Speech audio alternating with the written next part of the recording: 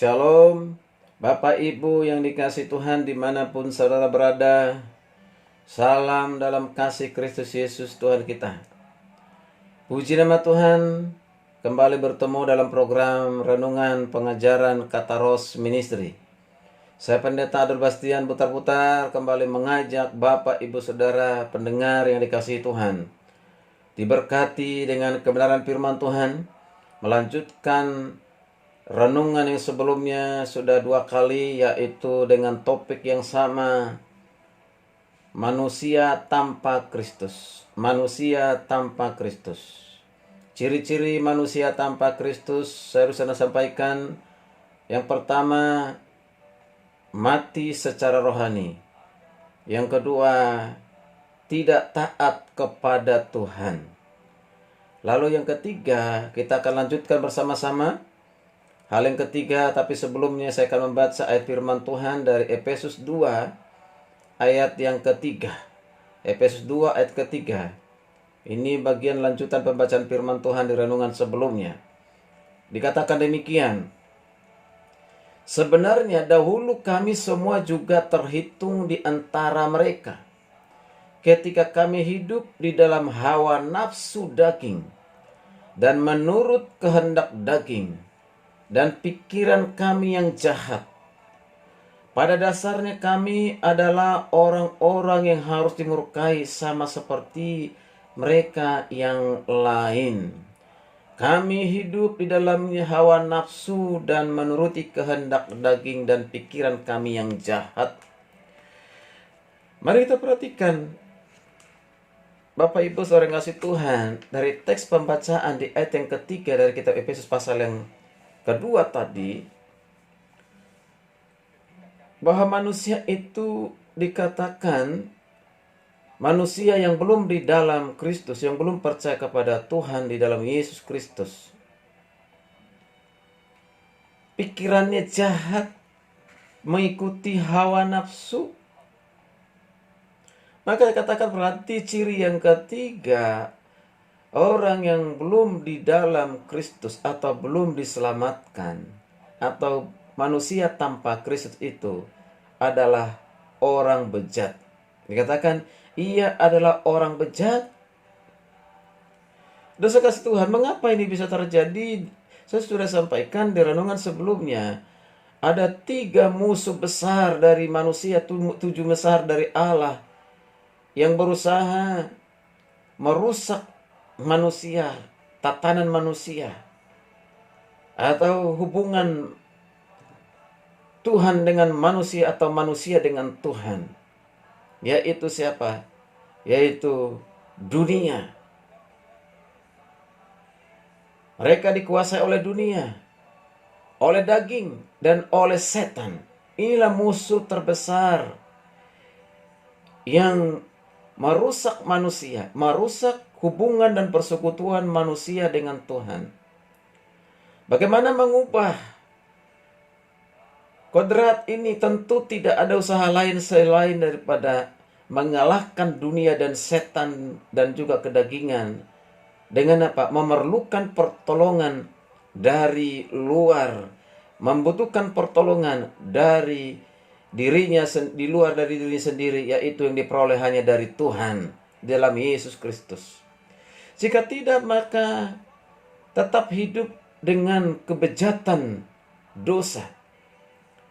Orang berdosa sesat hidup untuk menyenangkan kehendak daging dan pikiran yang jahat. Tindakan-tindakan yang penuh dosa karena seleranya atau keinginannya penuh dosa. Jadi kalau berdosa merasa biasa, ya, tidak merasa terganggu karena sudah terbiasa. Padahal itu menyakiti hati Tuhan. Apabila kita perhatikan, menerapkan kata bejat ini kepada orang yang belum selamat, tentu mungkin akan tidak terima, akan marah. Tetapi sesungguhnya itulah yang terjadi, yaitu orang yang belum di dalam Kristus, tidak percaya kepada Tuhan, akan melakukan hal-hal yang jahat, mungkin itu dianggap benar tetapi jahat di mata Tuhan. Akan melakukan hal-hal yang baik menurut ukurannya sendiri tetapi belum tentu yang baik menurut Tuhan. Apalagi kalau mengajarkan agama, mengajarkan membunuh manusia dengan ajaran yang seperti itu. Ini ajaran yang didirikan oleh manusia. Atau membunuh orang-orang yang tidak seiman dengan dia, yang tidak sekeyakinan dengan dia, dianggap itu kafir lalu dibunuh. Ini kebenaran yang didirikan oleh manusia, yang didirikan oleh sendiri. Tidak ada perintah Tuhan demikian. Tuhan mengasihi setiap manusia, Tuhan mengasihi setiap ciptaannya. Akan jangan membunuh. Itu dikatakan di kitab Perjanjian Lama. Jadi dilarang Tuhan untuk membunuh. Masa ya membunuh orang lain yang di luar keyakinan itu mendatangkan berkat? Tentu tidak. Itu pekerjaan dari iblis setan. Tuhan mengajarkan kita untuk mengasihi sesama kita, mengasihi sesama manusia. Nah, saudara kasih Tuhan, Yesus berkata bahwa orang-orang berdosa berbuat baik satu sama lain dalam Lukas 6:23. Dan kepada anak-anak mereka, Lukas 11:13. Tapi mereka tidak taat berbuat apapun yang baik secara rohani untuk menyenangkan Tuhan. Kalau perhatikan penduduk asli Pulau Malta yang berbaik hati menolong Paulus dan teman-temannya setelah kapal mereka karam, sungguh-sungguh berbuat hal yang baik. Tetapi mereka masih perlu diselamatkan. Perbuatan baik itu penting, perlu kita terapkan. Tetapi perbuatan baik itu tidak menyelamatkan.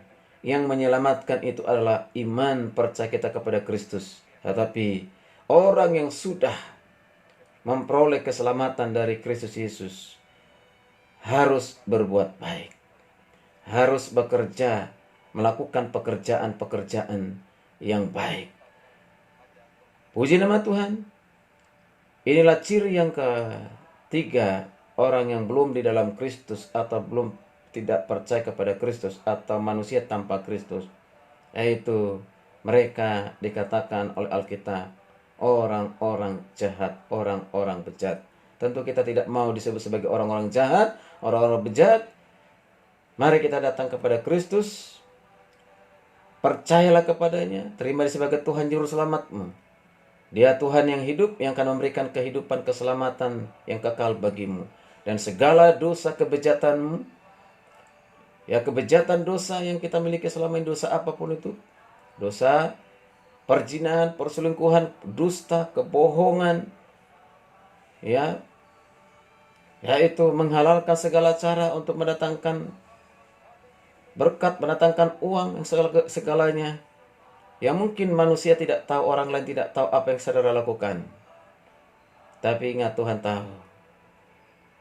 Engkau tidak akan pernah tenang dengan dosa itu. Kalau engkau bertahan dalam perbuatan dosa itu, ingat, engkau sedang mempersiapkan diri memasuki penghukuman yang kekal. Karena itu sebelum terjadi hal yang demikian, bertobatlah, datanglah kepada Kristus, akan menerimamu. Seperti dikatakan, hai engkau yang berletih lesu dan beban berat, datanglah kepadaku, aku akan memberikan kelegaan kepadamu. Siapapun saudara, mari datang kepada Tuhan. Percaya kepadanya dan Tuhan pasti mengampuni segala dosa pelanggaranmu. Puji nama Tuhan. Kiranya renungan ini menjadi berkat bagi kita semuanya. Shalom.